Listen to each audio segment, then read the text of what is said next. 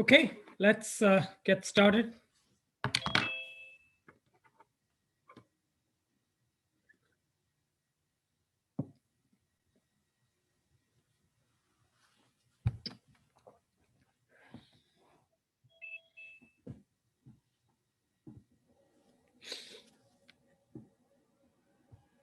I guess people don't want to come back from the break. Fewer people in the class today than usual. Okay, let's pick up from where we left off. And hopefully we'll wrap this up, this discussion of standard ML in another, half an hour, 45 minutes, maybe an hour. And then we will discuss the exam a little bit. Okay, so let's so in the last lecture we went through how one would uh, go about uh, programmatically doing some of the counting problems that we did in analytically before, right? So let's move on to talk about one other uh,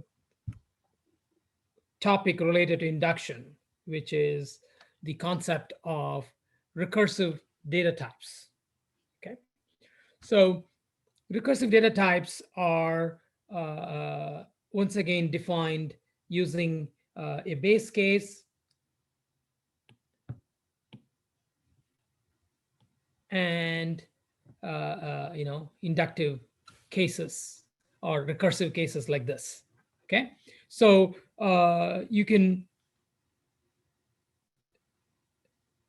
for instance, if you want to talk about what is called a binary tree here, right? Binary tree meaning that each level you have up to two children, right? So here is a root node which has two children that are called number 2 and number 3. Okay, so one way to define this type of a data structure in standard ML is to use what is called a data type declaration. Okay, something that allows you to define these inductive data types. So whenever you have an inductive data type, there is a base case, and the base case in this tree corresponds to the leaves, right? So the base case means there is no, this is kind of the end of the tree, and there is no more, tree nodes below, right? And that is denoted in standard in this particular data type using a tag called leaf, right? So what we visually illustrate here is going to be written down in standard ML using this data type declaration in this way. Okay, so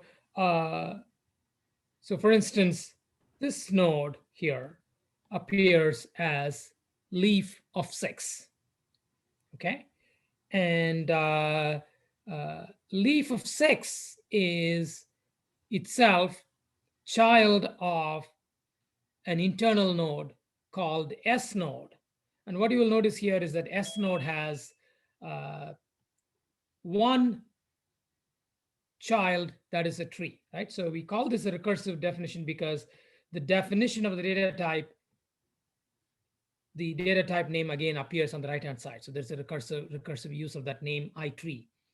And what we have here is there are internal nodes, which are binary nodes, which have two subtrees or two children, or they have just one children, in which case they'll be called an S node, and that is here.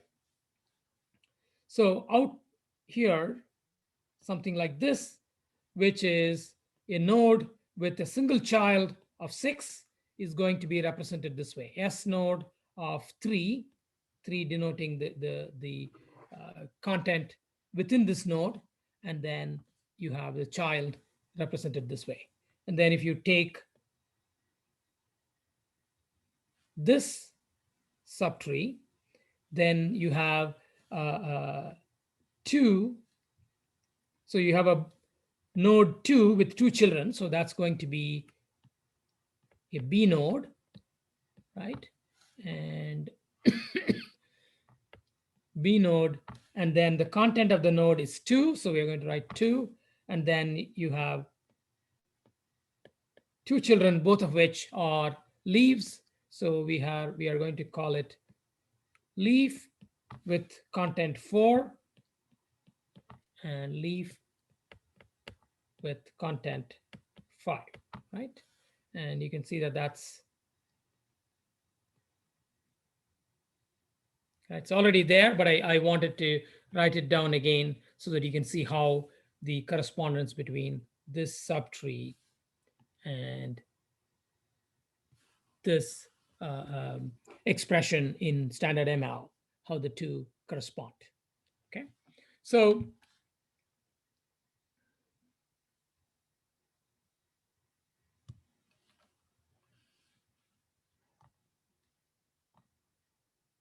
I can certainly make the deadline for the homework 6 to be this Friday if that's what people want. But I just figured that a few more days would help.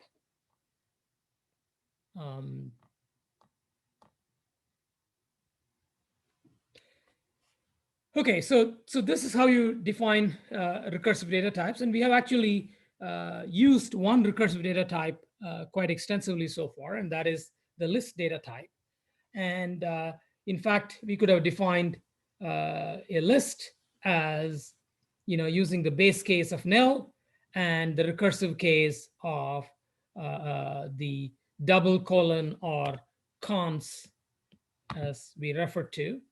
And this recursive case has, 2 children. The first child is an element. The second child is itself a list, right? So this is how we have done lists, in every case.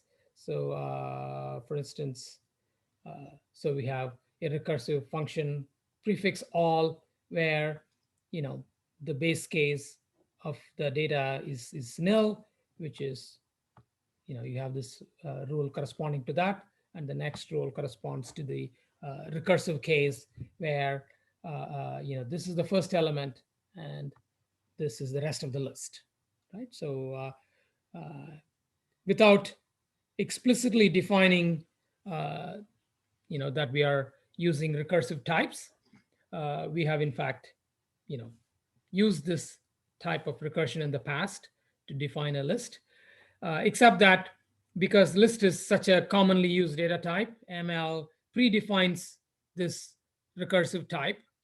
So which has some advantages, and one of them is that, for instance, you are able to use an append operation, which is uses infix notation like your arithmetic type of operators, right? So you're able to say L1 appended with L2 instead of writing something like append L1 comma L2, which is a little bit more cumbersome, right? So because it's been defined, it's been predefined, then the language can, it gives you a little bit more flexibility in the language as to how you write down these operations. You can, use them like a arithmetic type operator, putting the operator in between the operands. Okay. So we have done this in the past, but the point is that you can define any new type of data that you want using this type of a feature. And if you if you get to do more of this type of programming, you will see that there is all kinds of data that we can define using this approach, right? And we will get to do that, a little bit of that in the next lecture before I finish off this topic. Okay, we will see that how things like some of the other things that we have looked at in this cores such as Boolean formulas and first order formulas. All of those can be represented as data in standard ML, okay, using this feature of this ability to define new data types. Okay, so so let's talk a little bit about these uh, uh, trees, right? So these are binary trees, and trees are a very heavily used concept as well as a data structure in computer science. And let's look at some of the properties of binary trees, and look at some definitions and properties. So one property is whether the tree is complete, right? So a complete binary tree is one where every internal node has two children, okay? So in this example, this is not a complete tree because here is an internal node which has only one child, okay? So an incomplete binary tree can have internal nodes which have one children. In a complete binary tree,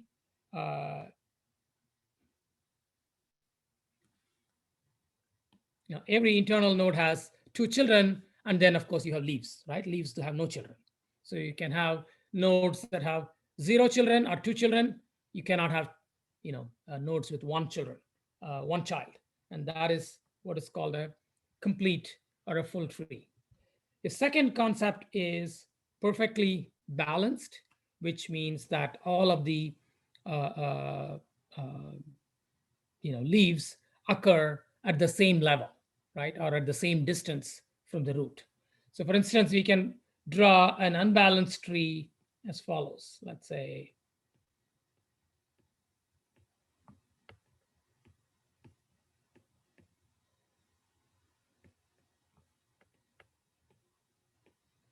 right? So this is an unbalanced tree because these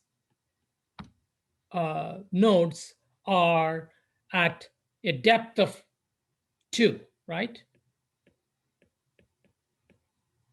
So depth refers to the distance from the root. Okay, so you can see that this node 4 is at a distance of 2 from the root, right? So here is the first edge you need to go, and then this is the second edge you need to go. And if you take those two edges, then you will end up with this. So this is depth.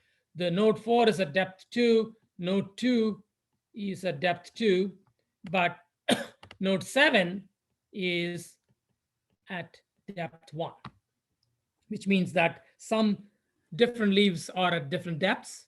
And in that case, this tree is not perfectly balanced. Okay. There is also a notion of a balanced tree, which allows some imbalance. Okay. And then the imbalance allowed is that the difference in the depths can be at most 1. Okay. And there is a reason for that, because if you have to be perfectly balanced, then that means that restricts how many elements can be there in the tree. Okay, we will see that if you restrict a perfectly balanced tree always has 2 to the power n minus 1 nodes. Okay, and so that, which means that the node should always have the number of nodes is always has to be just one less than a power of 2, right? It can't be an arbitrary number like 50, right? So if you want to have an arbitrary number of elements in a tree, then you must allow at least some level of imbalance. And so that's why we define a balanced tree as one where there can be a difference in depths by 1, Whereas in a perfectly balanced tree, the difference has to be 0. Okay. Any questions?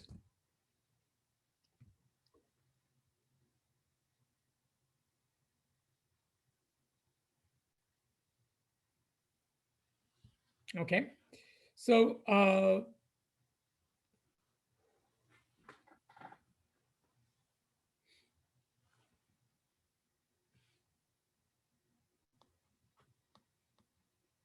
so given that we have a data type defining trees like this, we can actually go ahead and uh, define some functions that compute things like depth or maximum depth of any leaf, which is also called a height of the tree, right? So for instance, this tree has a height of 2, and obviously this tree also has a height of 2, right?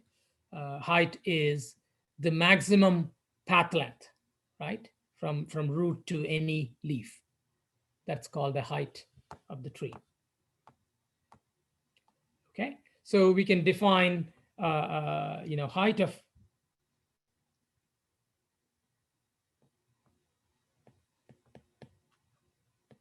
right. We can define this as a function, height of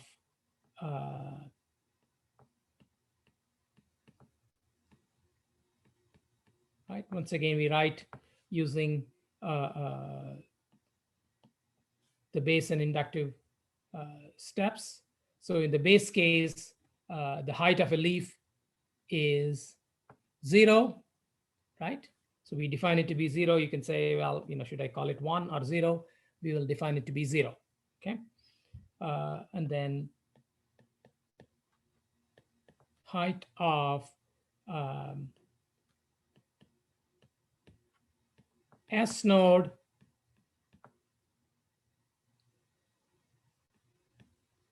right? Remember that S node has two arguments, right? So S node has 2 arguments. The first argument is the number that goes in that at that point, and the right argument is the subtree. Okay, and so we can say this is 1 plus height of the subtree, right? So whatever, because we are just one level above t, which means that our height is the height of t plus 1, right? And that's what we are saying. Our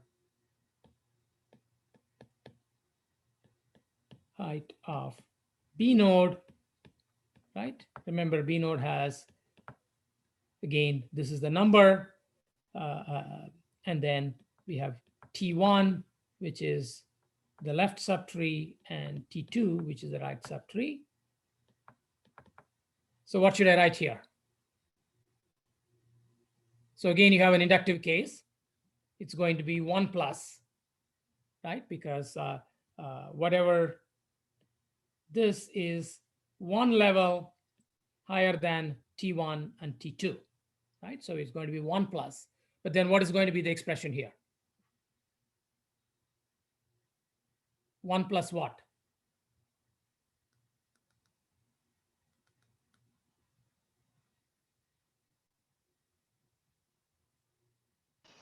Would be height of S node. So for the S node case, we are already done, right? So we just said it has 1 subtree, and we take the height of that subtree, and then we add 1 to that, because we are just the S node is just 1 level above the child tree. So we said 1 plus height of t. So it's a similar situation here. The B node here is 1 level above both T1 and T2, right? Because there are 2 subtrees, right? So so what should be the value here? Height of T1 plus height of T2. It depends on which is the deeper tree, right? So if T1 is deeper, then the height will be 1 plus, The maximum right? So we should height of say, T1, T2. let's assume that there is a function called max, right? And we will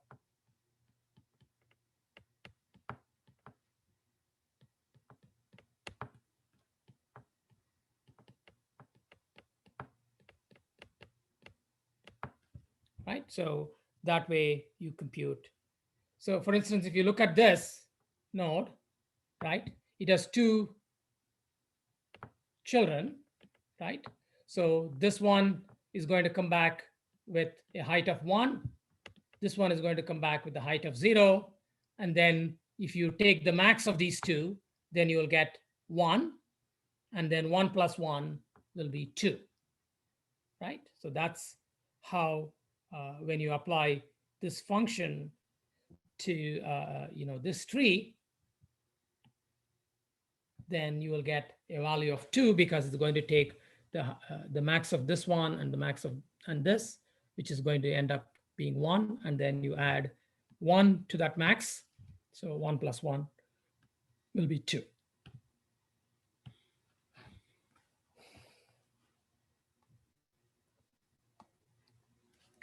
So we can also define a function that counts the number of leaves. Okay, so let's call this n leaves.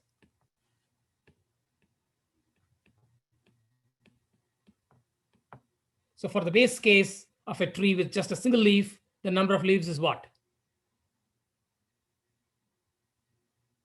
1.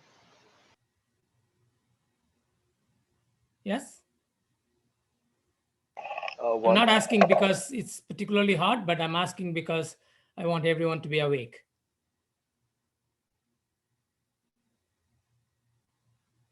Yeah, go ahead. Tell me what is the answer? The number of leaves in a tree that is a single leaf is?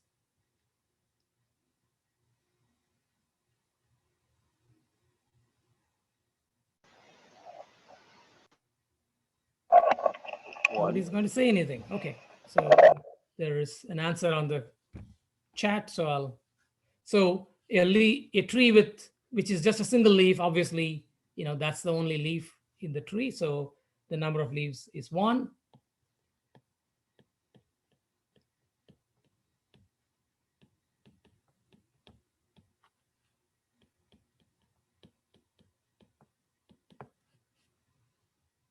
So if you have an internal node that is an S node, which means that it has just one child, then how do I define the number of leaves?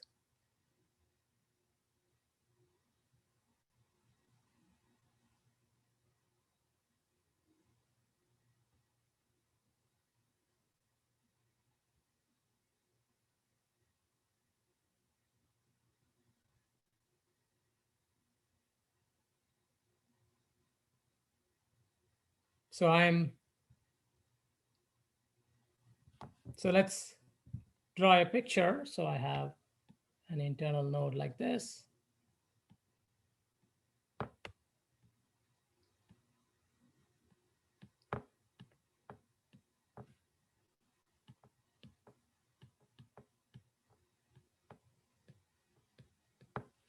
Let's say this is what we have, and we are over here, and we want to compute the number of leaves below this node, right? And we want to define that in terms of the number of leaves in the one child that this node has, right? So you can easily see that if you take the number of leaves in this whole thing, that is given by the number of leaves inside that one subtree, right? So all we need to write here is n leaves of t, right? So because there is obviously, this is an internal node, there is no leaf here, right? And then we just have to write the last case, which is n leaves of b node t1 comma t2 equals. So now let's say we are looking at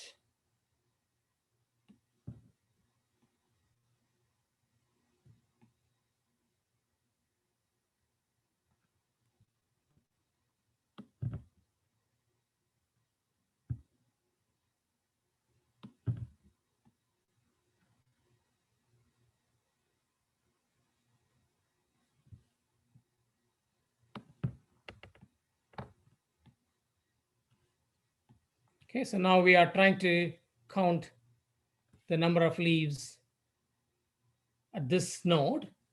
So we have a bunch of leaves under the left child and a bunch of leaves under the right child, right?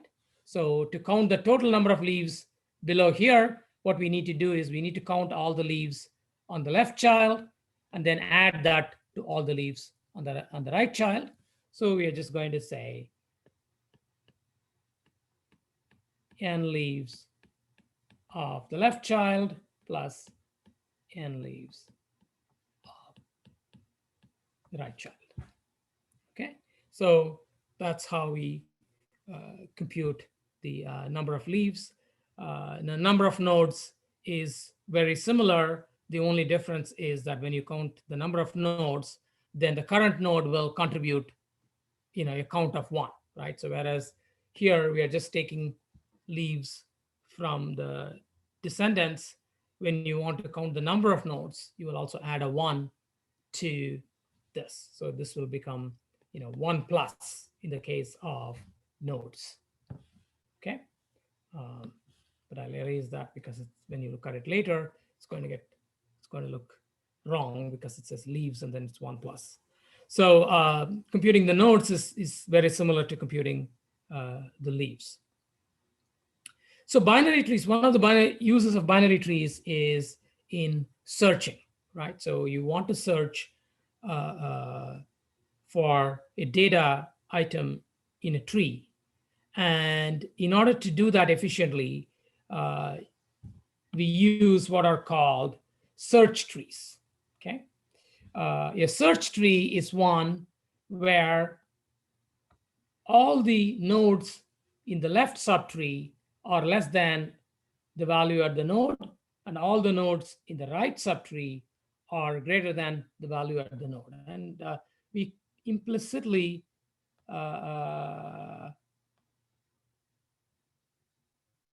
did that in this example, right? So you can see that here is the node that has a value 5, and everything in its right subtree is a value that's greater than 5, and everything in its left subtree is a value less than 5, okay?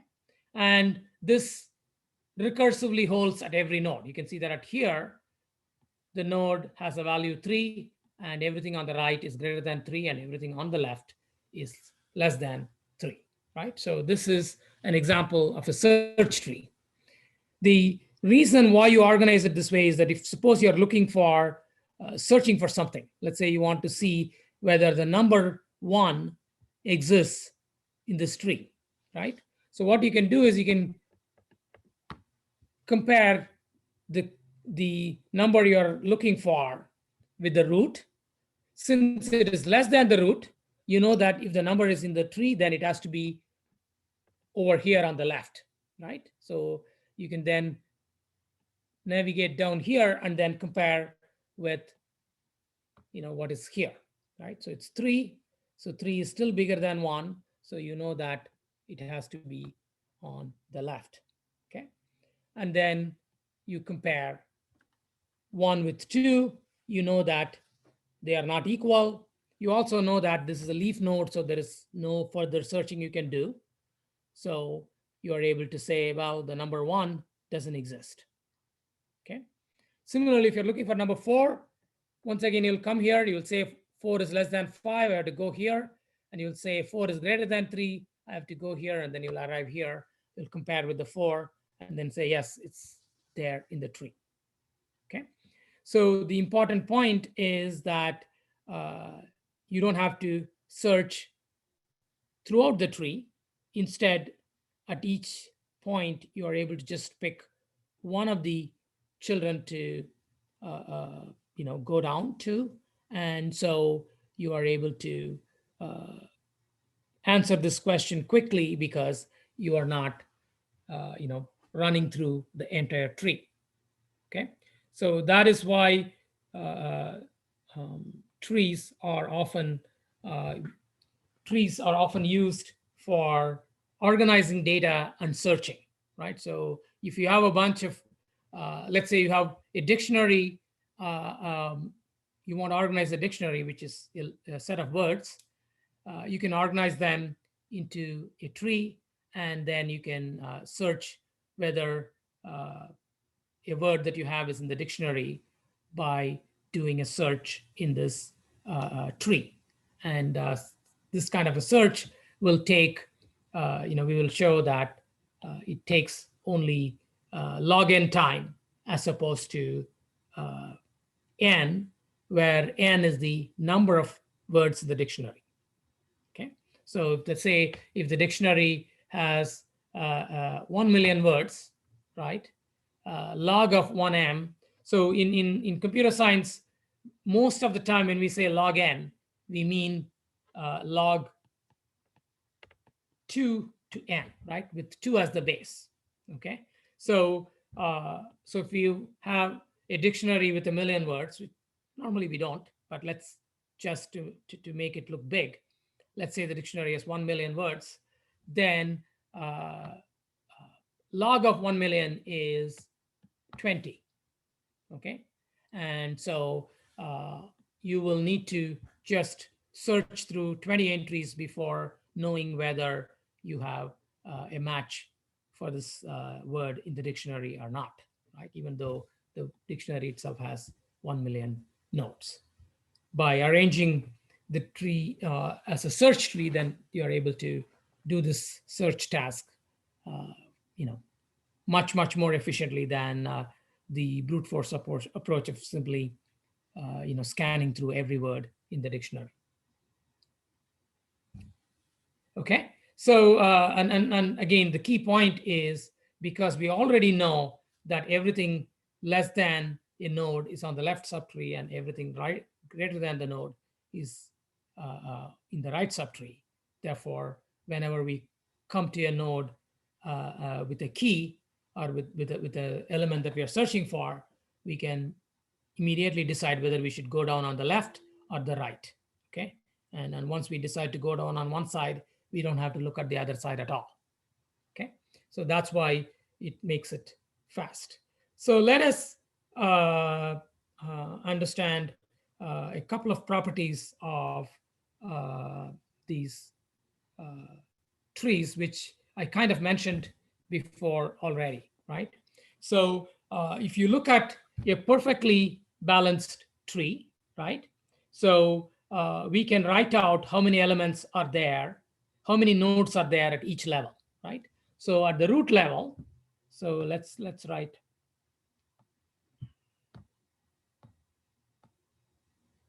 Let's do it here, right? So let's say we have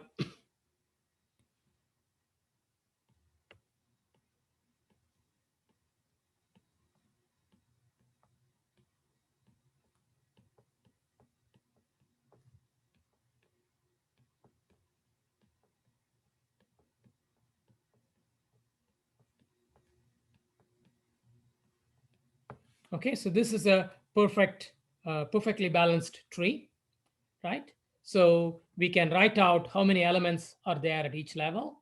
So we have one element at the root level, right? You go to a depth of 1. So you are going to have 2 elements, depth of 2, 4 elements, 8 elements, and so on, right? Because at each level, you're going to double the number of nodes because each node at level I has 2 children. Therefore, level I plus 1 will have twice as many nodes as level I, right? So therefore, what we have is a geometric progression like this. So the total number of leaves will be equal to 1 plus 2 plus 4 plus all the way to 2 to the power depth, right? So this is the depth. All the leaves in the perfectly balanced tree are at a, are situated at the depth of the leaves at the same depth, and we can should call it height. Again, depth and height are referring to roughly the same quantity, right? So the main difference is height is something that we talk about for an internal node, right? So we talk about the height of the tree is the height of the root node, whereas for depth, we talk about depth as the distance from the root, whereas height is the distance from the leaf. Yes, what's the question? Is it total number of leaves or total number of nodes in general that we're counting here? Oh, sorry. Yeah, you're right. It's total number of nodes. Okay.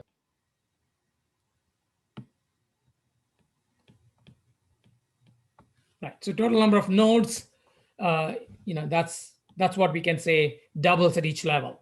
So the total number of nodes is you just do this geometric sum. Let us, just call that as 2 to the power h, where h is the height of the tree. Then we know from our geometric progression results that this is 2 to the power h minus 1 divided by 2 minus 1.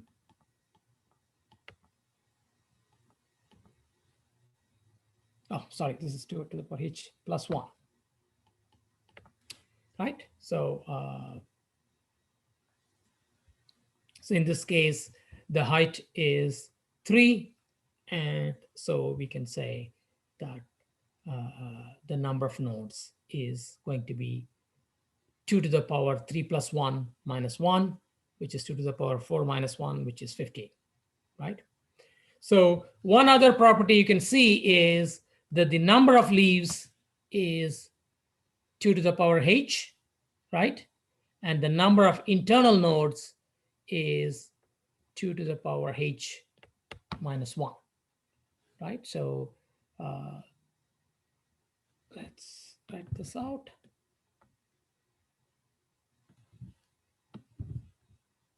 So we can say number of leaves is 2 to the power h, and number of internal nodes is 2 to the power h minus 1, right? Because the total number of nodes is 2 to the power h plus 1 minus 1. If the number of leaves we can see here is just 2 to the power h. So the number of internal nodes is the difference. So if you subtract from this number, then you'll get that number. Okay. So in other words, there are more leaves than internal nodes, right? So even though the leaves correspond to just one level of the tree, right? In spite of that, there are more leaves than internal nodes, okay? Which is, this is just how geometric progressions work, right? So the last term in a progression like this is, bigger than the sum of all the previous terms, okay? So, so this is sort of the reason why, so since the number of, you can see that the number of nodes that can be stored in a tree is exponential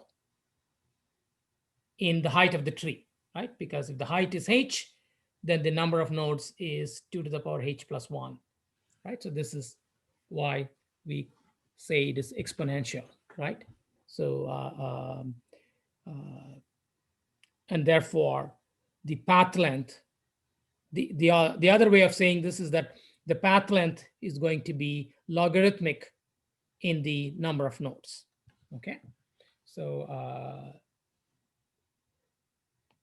so we can say number of nodes equals 2 to the power h, and we can say h equals log of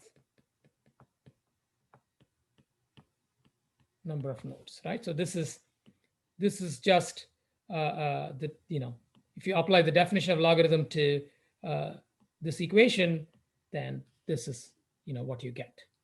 Okay, so that's where we get this point that when the number of nodes is n, the height is log of n. So if you're doing a search in a search tree, what we are doing is we are basically, going down one path in this tree. And since one path in this tree has, exactly h nodes, or our h plus 1 nodes, right? So we have 1, 2, 3, 4, where the height is 3. So we have 4 nodes that we need to compare with when we do a search. So this is why we have log n, and it just simply goes back to the point that the height of the tree is logarithmic in the number of nodes in it.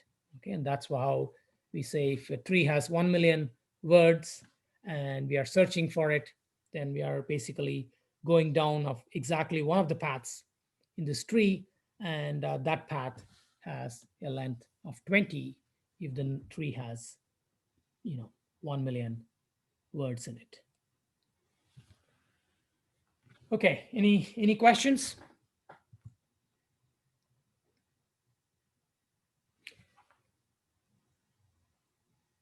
So the last thing I want to talk about binary trees is the way you traverse them. Okay, so traversal is a way of visiting the nodes in a tree. Okay, so when we say traversal, what we mean is a way to visit every node in the tree. Okay, and there are 3 common forms of traversal that we often identify. One is called prefix traversal, which says you visit a node before either of the children.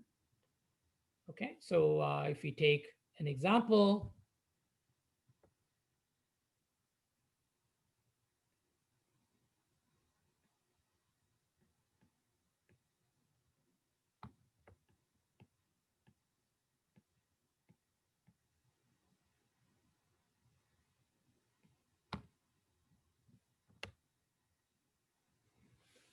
then if you do prefix traversal, then we will visit the node before either of the children. So we start at the root, we visit the node, which we are going to denote by simply writing down what is in the node.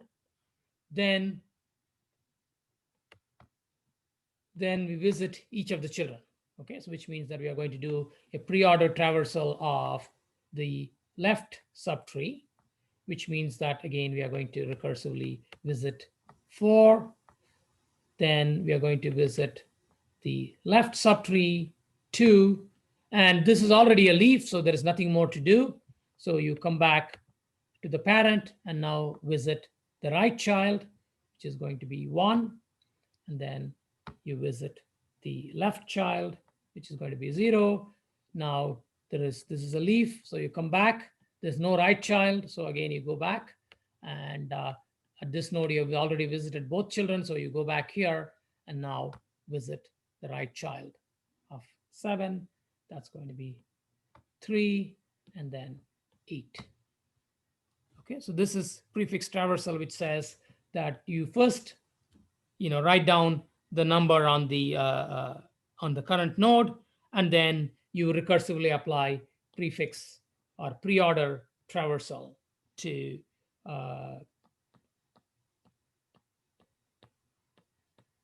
both of the children. So similarly, postfix or post order means that you first visit the children before the node. So for instance, you come to 7, you're not going to write out 7, but you're first going to visit the children. So you're going to go into do a post order traversal of this tree, which will cause you to do a post order traversal of that tree. So you are first going to have 2, and you come back and you do a post order traversal of this tree, which is going to result in 0 and then a 1. Then you come back. Now at 4, you're finished visiting the children, so you can write out the node. And now you come back here, which means that you have visited the, you have done a pre-ordered postfix traversal of the left. Now you do a postfix traversal of the right. So that is going to be, and then you do a postfix traversal of its child. And so because it's a leaf, it's going to just print 8, and we come back 3, and then 7. Okay, so post-order traversal results in this sequence of node visits, right? And the again the so the way we can write down is so we can say visit node, then pre-visit left, then okay, let me just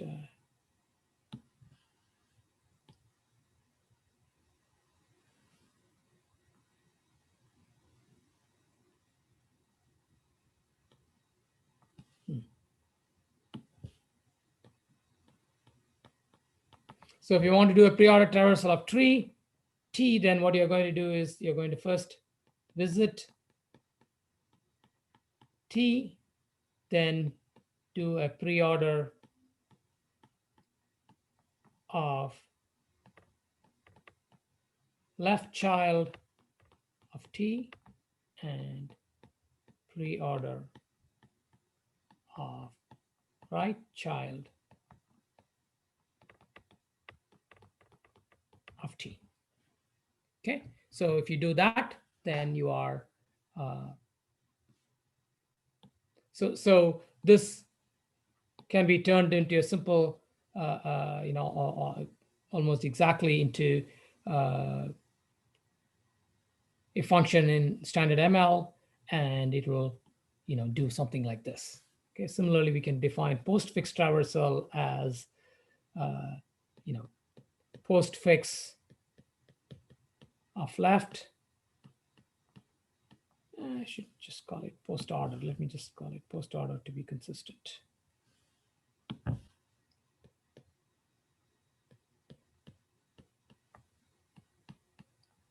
Post order of left, then post order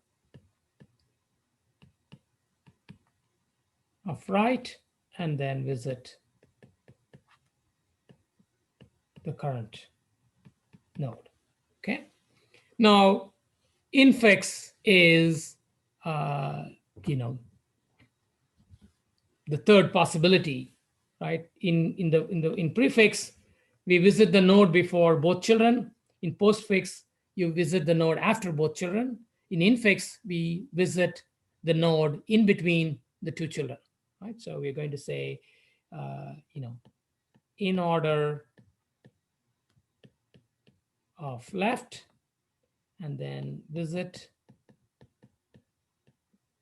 current, and in order of right. Okay, so again, going back to this example, if you do in order, then you're going to do go through the left child first. So you're going to come here, and then you're going to come here, and so you're going to print 2, and then you're going to come back to the parent. Okay, so now you're done with the left, so you can output the parent, then you go to the right child, and then it has a left child, so it's going to be 2, 4, 0, 1, and then you come back. Now you're here. Now you, after finishing the left child, so therefore 7 can be output at this point, and then you go into the right, and it's going to go. I guess I didn't indicate which is left or right, but it doesn't really matter here because it's this. And so let's pretend that it is all, we are going to always treat it as a left. So it's going to be 8 and 3. Okay, so that'll be your infix traversal. Let me make it a little bit easier by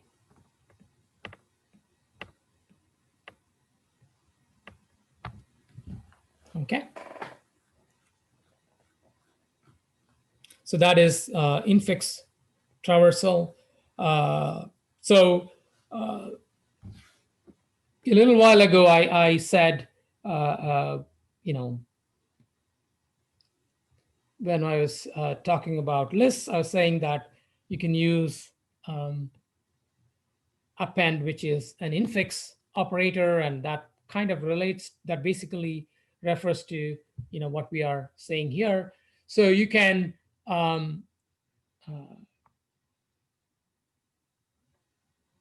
think of expressions as trees. So for instance, if you have a complex expression like, you know, 5 plus 3 times 4, then you can represent this as a tree, expression tree, which has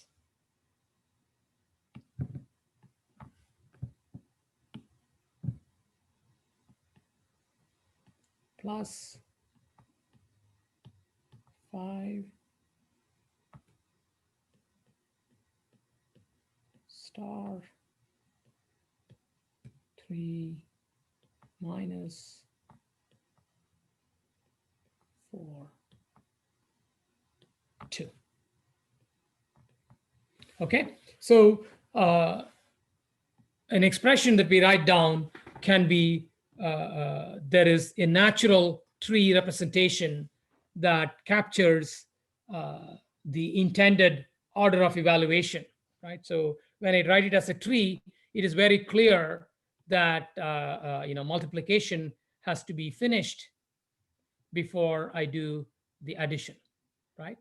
So which is something that is not entirely obvious when you look at that uh, you know, linear way of writing. But of course, we have some convention that says, okay, when addition and multiplication appear in this way, we are going to do the multiplication first. Okay, but so when we think about trees, trees have you know, a representation.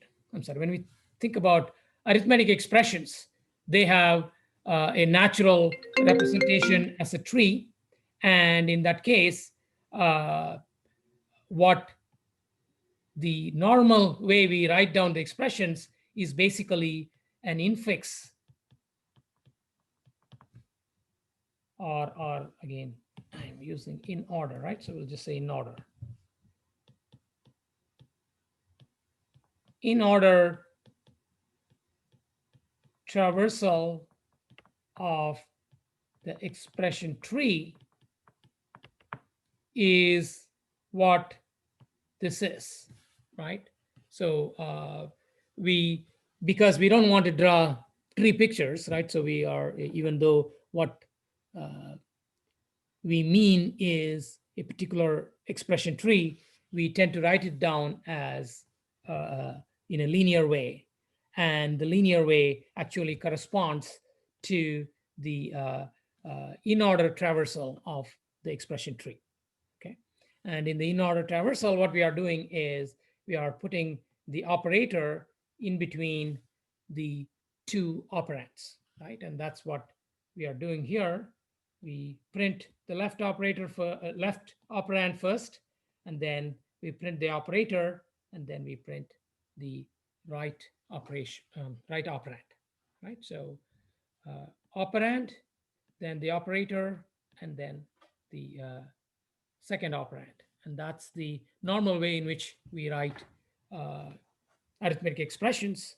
And that's why we often talk about infix notation for arithmetic expressions. Whereas if we have,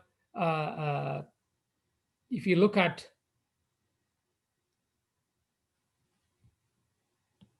this particular way of denoting this tree, you can see that you have basically written down in a prefix notation, because we are first writing the root node, and then we are writing out the left, and then we are writing out the right child.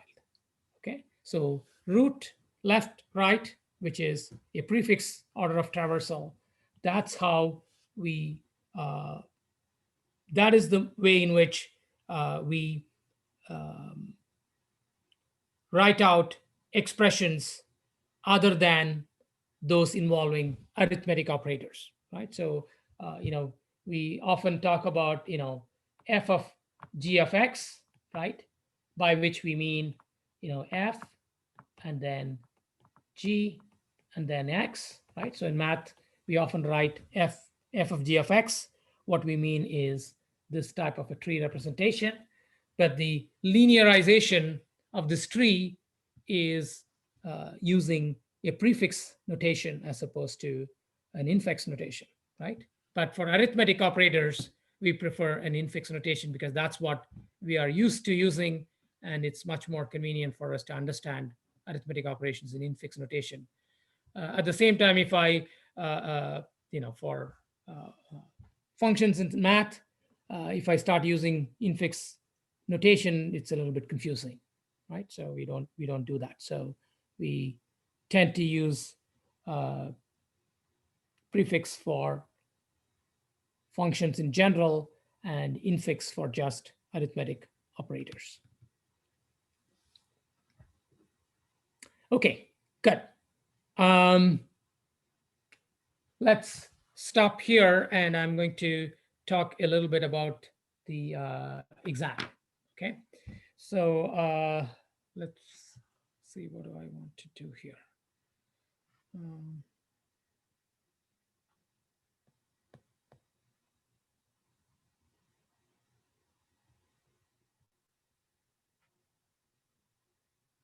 Okay, give me a second.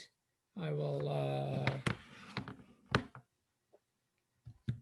I need a couple of minutes to get set up for the exam. So, do you have any general questions before we go into? I'm going to just quickly go over the problems and what kind of if in cases where people have had some trouble, I will try to explain what the solution is. But clearly, many of the problems were quite straightforward, and I think most of you know exactly how to solve them. So I don't have to go through every problem. But if you have any higher level questions, then now is the time to ask. And I do know that there are more than 4 people in the class.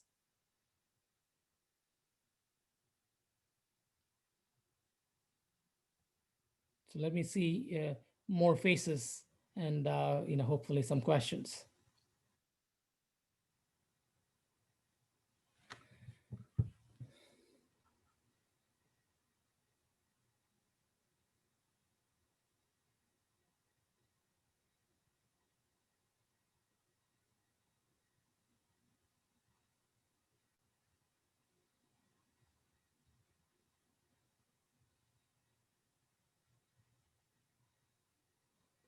So no one had trouble looking at your exams, right?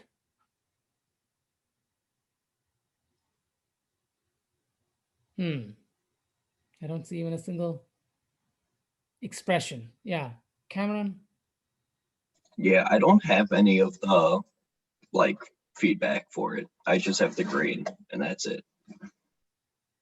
So there are standard explanations, and if your question is covered by the standard explanation, then there won't be any individual feedback, right? Because we know that the people tend to make very similar mistakes on the same problem, and then it is more efficient to just capture that at a higher level, right? And then you will see sort of general feedback, and that's probably all you needed.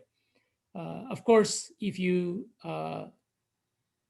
think something more specific is needed in your case, then let me know, and I'll let me know and tell me which questions you have a question about, and then I'll direct you to the right TA. In fact, I'll post an article so you will already know who to go to if you have a question about your grading. Any other questions?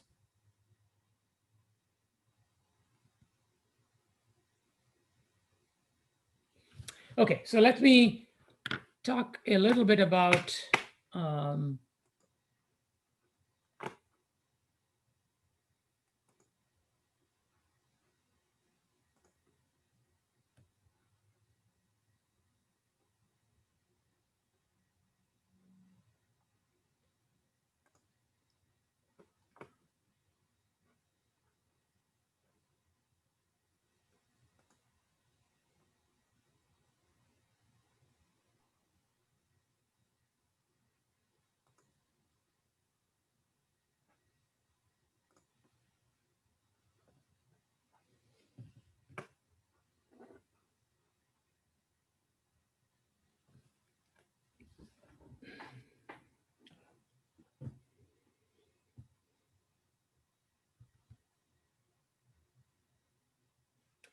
So looking at how the class did on different questions.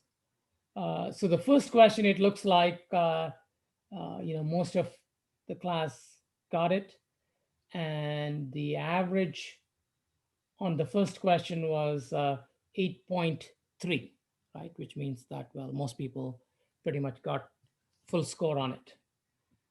The second question is the induction proof, which very few people got. So I will go over that in the class. I think people got confused at one step. The problem is actually very, very simple, but there was the summation notation. I think people, between the summation notation and the fact that they had to apply induction hypothesis to every term in a summation, and people were trying to just apply it to T of n and not to T of n minus 1, T of n minus 2, T of n minus 3, and so on. And between the two, people got mixed up and didn't make much progress. So the average was 3.3, which kind of shows you that most people probably got the base case and not much else, right? So problem 3A is a permutation problem. And the average score was 7.5, which is a little bit lower than what I expected, because a straight permutation problem, I figured everybody will be able to get it. But it looks like some people thought it was not a permutation problem, that it was a combination problem. So when I refer to problem by numbers, do you know what I'm talking about? Presumably you looked at your exam just, a couple of hours ago, so you probably remember the problem names. But if you don't, tell me what it is. So this problem 3A is how many length m words can be formed from an n-letter alphabet, right? So it's a word, so the order of letters matters, but somehow several of you, it seems, were looking at forgot to consider the order of the words, order of the letters. So 3B,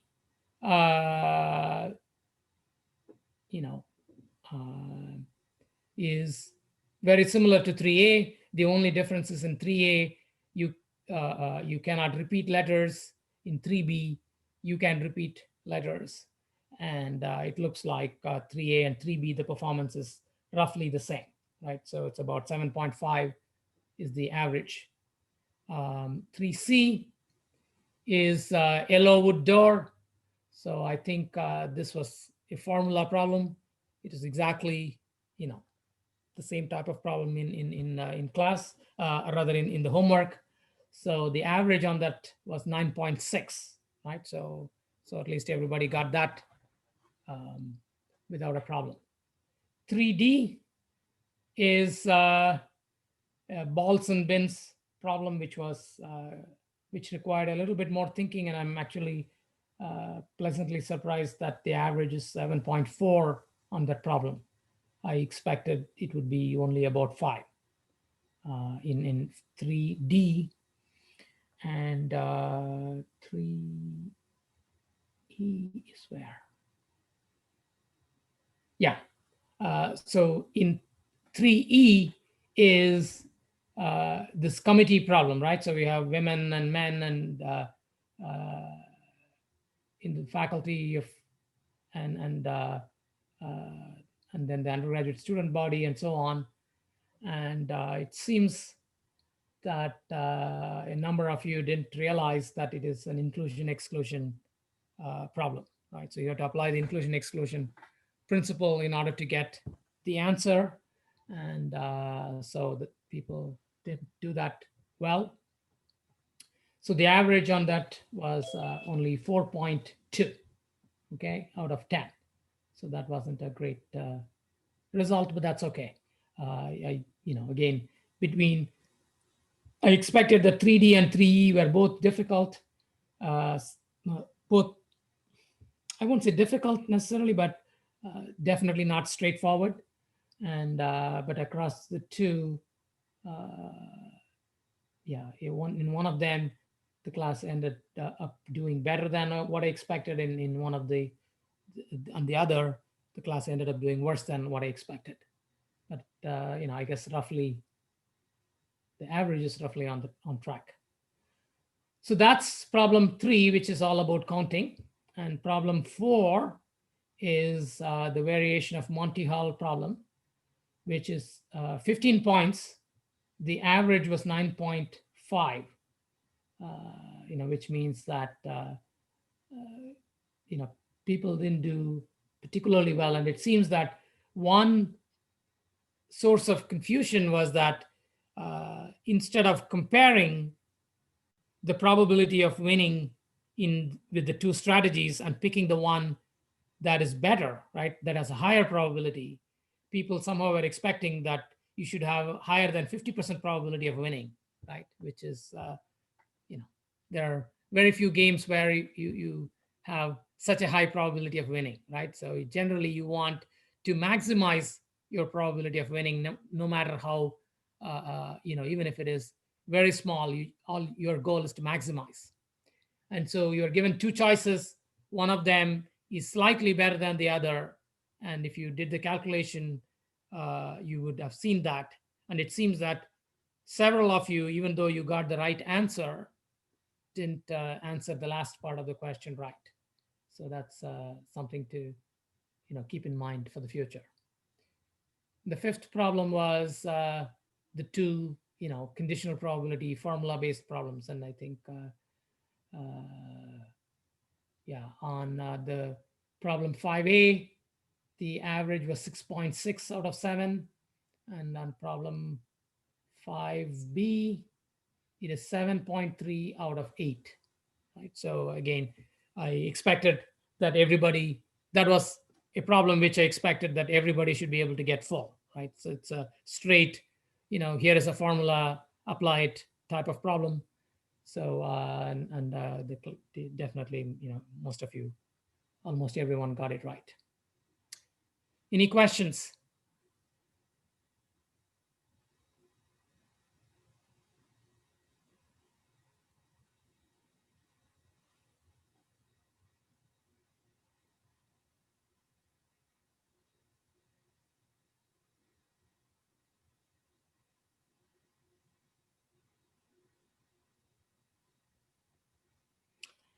Okay, so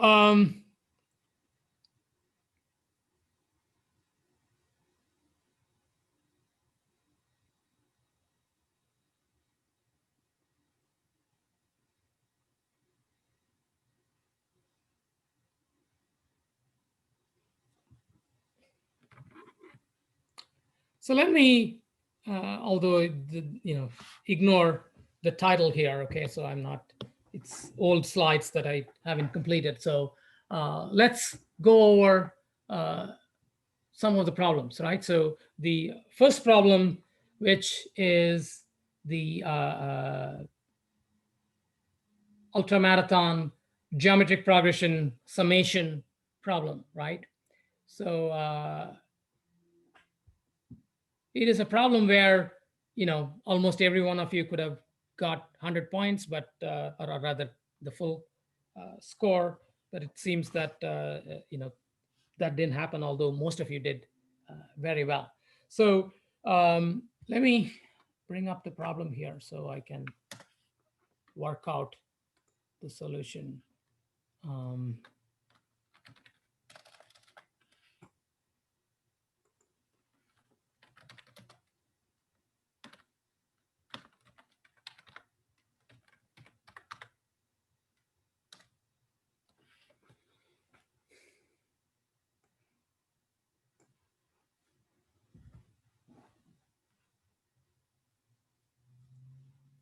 So from the problem, right? So what happens is that the starting speed is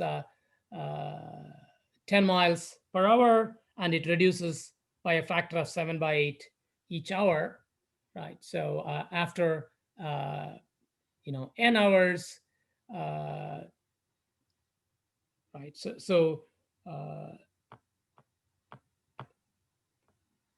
So after n hours, you have the speed, contestant speed is this, and and therefore the distance covered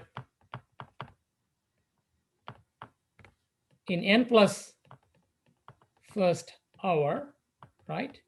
So you assume that the athlete runs at this speed at the n plus first hour, and therefore the distance covered is going to be 10 times 7/8 power n.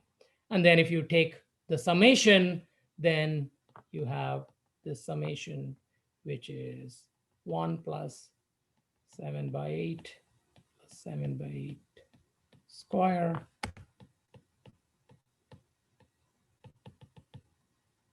right? And so whenever you have a problem like this, the first thing you want to do is you want to compute, what is the maximum value, which is given by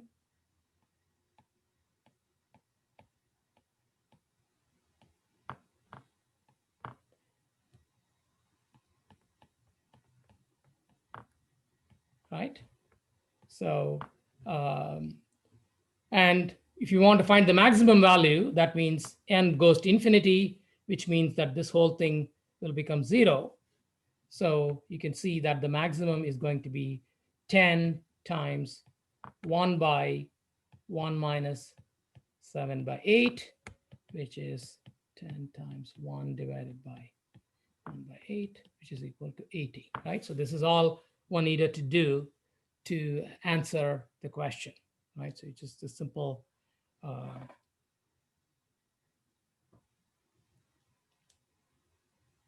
problem, and you didn't really have to worry about n because the problem is designed so that she would not complete. Okay. Any questions?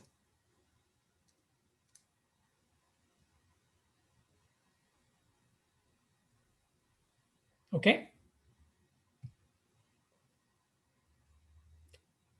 So let's look at the induction problem, right? So, so what you are asked to prove is, so you have this T of n equals n plus 1 divided by n minus 1 summation I equal to 1 to n minus 1 T of I. Okay. So you are given this, and then you're asked to prove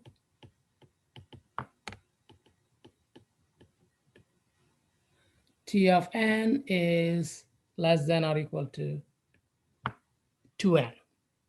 Okay. So there is in several of your proofs, I notice the tendency to sort of start with something like saying, we need to prove T of n plus 1 equal to this expression, which is less than or equal to 2 times n plus 1. Okay, so this is the part you want to prove, right?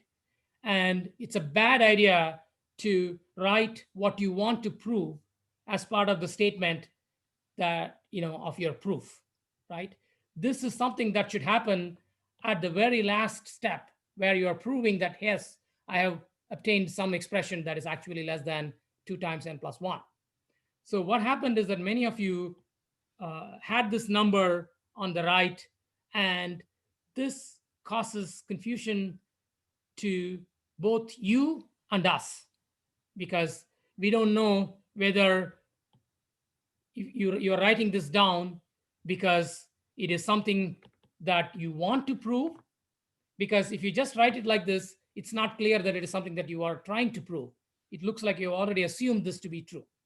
Okay, so don't write down the theorem as part of your proof, right? The theorem conclusion should appear at the very last step. Okay, so that's one thing that you did that, at least for some of you, caused some confusion, right? And it certainly causes us confusion. Okay, so let's try to prove. And I'm sure more on, practically every one of you got the base case right. So let me just focus on the induction step. Okay, so so in the induction step, what we want is, we know that T of n plus 1, we can use this recurrence, and we can say this is n plus 1 plus 1 by n sigma I equal to 1 to n T of I, right? So we are just taking the definition of T of n and writing it out for n plus 1, right? So T of n plus 1 is n plus 1 plus 1 divided by n times this summation, where again, instead of n minus 1 here, we have put n because we have n plus 1 in the place of n, right? And all you needed to do at this point was to note that this I is always less than n plus 1, right? And so for each of them, you want to apply the induction hypothesis. So let's, let me just,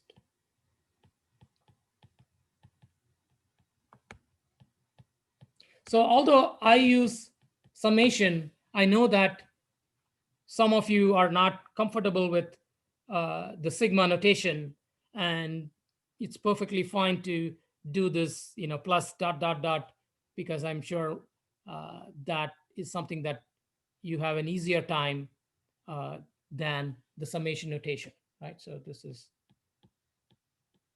right? So then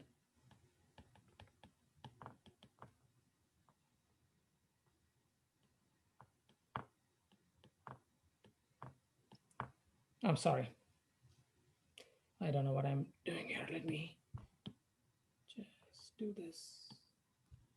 What I meant to do is I'm going to turn this into less than or equal to, because now I'm going to apply the induction hypothesis. So this is T of 1 is less than 2, right? So this is 2 times 1 plus 2 times 2 plus, right? So we are applying the induction hypothesis to T1, T2 up to all the way to Tn, right? For each of them. So most of you somehow didn't see that this can be done, because this is the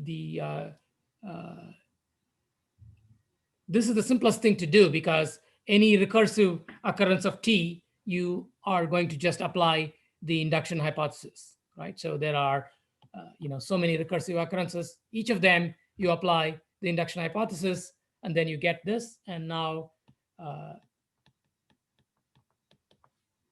so let's take out 2 outside, 2 by n times 1 plus 2 plus n, right? So this is nothing but summation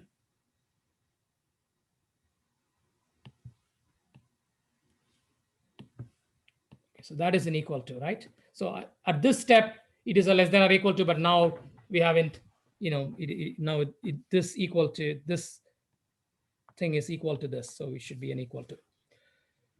So this is this is the summation of 1 to n, which we know, we can replace that, right, by n times n plus 1 by 2. Now we have this, right? So now we have 2n plus 2, right? So we have proved, because we have, going back, if you follow from here, we have proved that t of n plus 1 is less than or equal to 2n plus 2, right? It is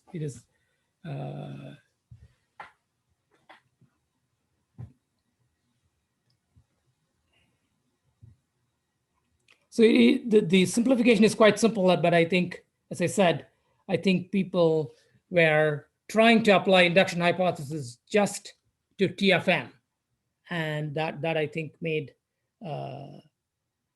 the arithmetic a bit more complicated. And I think in that complication, and between that and writing this 2n plus 2 somewhere in the first line, people got confused. At least I saw a couple of people getting confused, and then the proof was wrong. Any questions?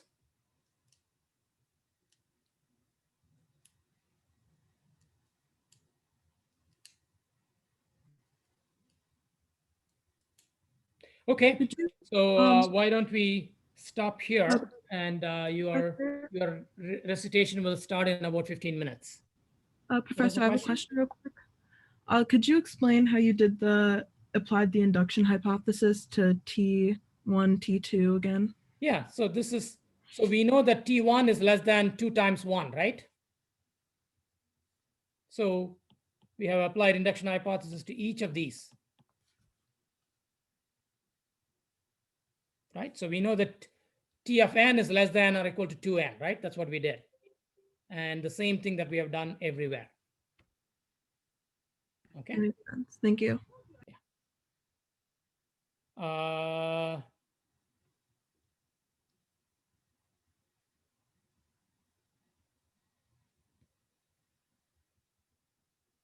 Okay, so yeah, feel free to drop out and then join your recitations in your respective sections in 15 minutes, right? If you have, I'll be here for just a couple more minutes in case anybody has any other questions.